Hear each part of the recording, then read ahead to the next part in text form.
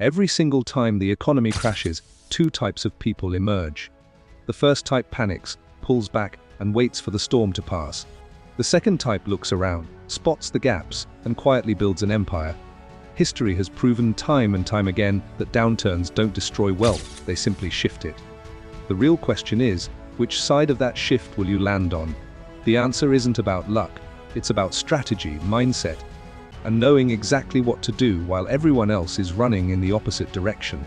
Most people believe that a recession means financial ruin. But consider this. Disney was founded at the start of the Great Depression. Hewlett-Packard launched during the deep recession that followed it.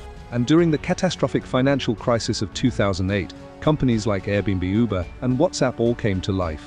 These weren't accidents. These were calculated decisions made by people who understood something that most people miss entirely when the market contracts. Opportunity expands for those who are paying attention. So today, this video breaks down exactly how anyone, whether they're an entrepreneur, an investor, or a professional, can turn an economic downturn into their single greatest advantage. Why downturns create more opportunity than most people realize. The first thing to understand is that a downturn reshapes the entire playing field. Consumer behavior changes dramatically. People start spending differently, cutting luxury expenses and prioritizing value. What feels like a collapse on the surface is actually a massive redistribution of demand. During the 2008 financial crisis, McDonald's didn't just survive, it grew. While fine dining restaurants were closing their doors, McDonald's leaned into affordability, streamlined its operations, and captured a flood of new customers. The company understood a fundamental truth: when people tighten their budgets, they don't stop spending entirely, they just spend smarter. And the businesses that position themselves as that smarter choice win. Downturns also expose weaknesses in the market. Overpriced, inefficient, and outdated businesses tend to collapse. That collapse leaves behind a vacuum, and in business, vacuums always get filled. The companies that survive and grow are the ones that move into those vacancies before anyone else does.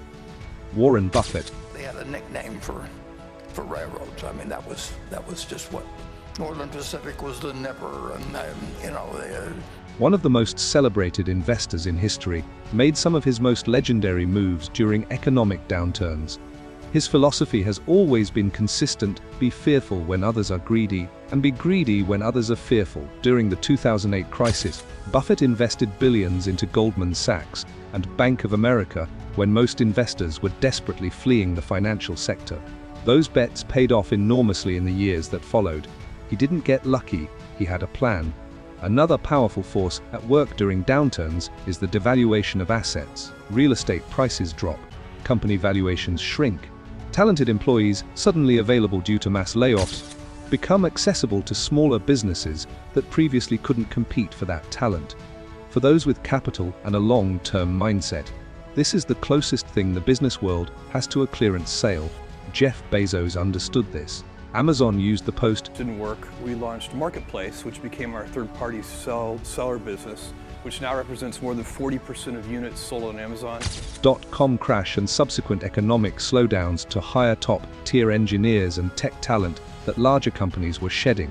By investing aggressively in talent and infrastructure while others were cutting back, Amazon positioned itself for explosive growth the moment economic conditions improved. The strategies that separate winners from survivors. Understanding why downturns create opportunity is one thing. Knowing how to act on that understanding is another. The businesses and individuals who come out ahead share a very specific set of strategies, and these aren't abstract concepts. They are concrete, executable moves. The first and most critical strategy is protecting cash flow. Cash is oxygen during a recession. Companies that run out of it don't get a second chance. This means evaluating every expense, renegotiating supplier contracts, and building a reserve that can sustain operations through the worst-case scenario. Businesses like Apple, which famously maintained enormous cash reserves, consistently emerge from downturns with more market share than they had before, partly because they can keep investing when their competitors are paralyzed. The second strategy is doubling down on customer relationships. When money is tight, people become extremely loyal to businesses that treat them well.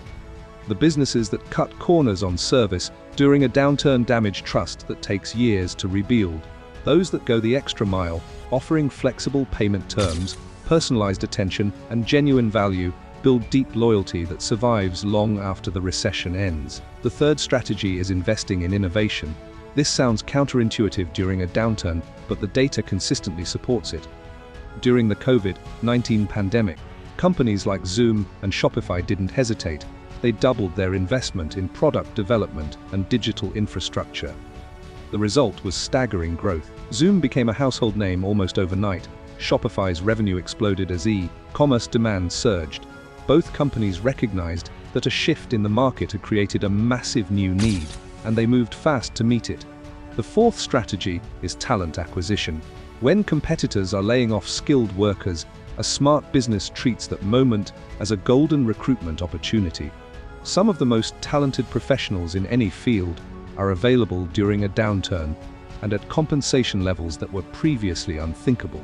Building a strong team during a recession sets a business up to outperform dramatically once growth returns. Finally, the most powerful strategy of all is market expansion. While most companies are retreating, the brave ones are planting flags in new territory. When advertising costs drop, when commercial real estate becomes affordable, and when consumers are actively looking for better alternatives, that's when aggressive expansion makes the most sense. The brands that grow their visibility during a downturn own the mental real estate of their customers long after the economy recovers. The mindset shift that makes all of this possible. None of the strategies above work without one foundational shift in how a person thinks about hard times. The default human response to fear is contraction. Pull back, spend less, take fewer risks. That response is emotionally understandable, but it is strategically catastrophic. The people who win during downturns are the ones who train themselves to see volatility as information rather than as a threat. They ask different questions. Instead of asking, "How do I survive this?" they ask, "What is this creating that didn't exist before?" That subtle shift in perspective changes everything. Has spoken openly about facing economic hardship early in her career. She never allowed financial difficulty to define the ceiling of her ambition. Instead, she used constraint as a creative force, finding ways to deliver more value with fewer resources, which ultimately made her operation more efficient and her brand more authentic. Elon Musk's companies, Tesla and SpaceX. I think humanoid robots will be the biggest product ever. The demand will be insatiable. You said that everyone's going to want one. Were both on the verge of collapse during the 2008 financial crisis. Most people in his position would have folded. Instead, Musk poured the last of his personal fortune into keeping both companies alive. He made calculated, courageous decisions under extreme pressure.